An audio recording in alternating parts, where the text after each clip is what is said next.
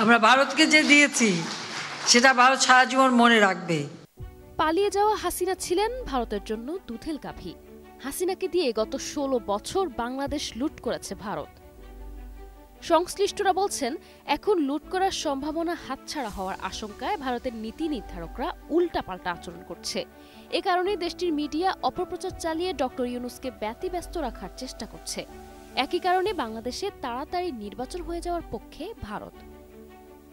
বাংলাদেশ থেকে ভারত হাসিনার আমলে কি পরিমাণ লুটপাট করেছে তার একটা ধারণা দিতে গিয়ে দ্য হিন্দু পত্রিকার উদ্ধৃতি বিশ্লেষকরা বলছেন, বাংলাদেশের মতো একটি দরিদ্র দেশ থেকে ভারত যে পরিমাণ রেমিটেন্স নিয়ে যায় সেটি অকল্পনীয়।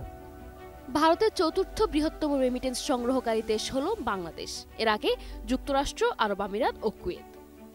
কাগজে কলমেই ভারত প্রতি বছর $10 বিলিয়ন নিয়ে যায় বাংলাদেশ থেকে। বাস্তবে এটি আরও অনেক বেশি হবে বলে মনে করা হয়। অভিযোগ উঠেছে, বিভিন্ন দেশের কোম্পানির ছদ্মবেশে আসলে ভারতীয় কোম্পানি কাজ করত বাংলাদেশে।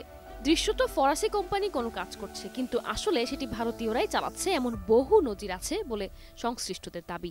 সিল্কোর সিল্ক অ্যান্ড শাইন, যাতে আছে আর্গান অয়েল ও ওট প্রোটিনের গুডনেস, যা আপনার চুলকে রাখে হেলদি অ্যান্ড শাইনিং। এই লুটের বিরুদ্ধে কেউ টু শব্দ করলেই তাকে জঙ্গি বানিয়ে ভারতীয় মিডিয়া ফলাও করে প্রচার করত। লুণ্ঠনের প্রতিবাদ করা বাংলাদেশিদের পশ্চিমাদের সন্ত্রাসের বিরুদ্ধে যুদ্ধের সঙ্গে ট্যাগ করে দিয়ে বলা হতো এসব লোকজন জঙ্গি। অবশেষে সত্য বেরিয়ে এসেছে। আজকের দিনে এই সত্য প্রতিষ্ঠিত হয়েছে যে তারা ছিল প্রতিবাদকারী, জঙ্গি নয়। নিউজ ডেস্ক, একুশে টেলিভিশন।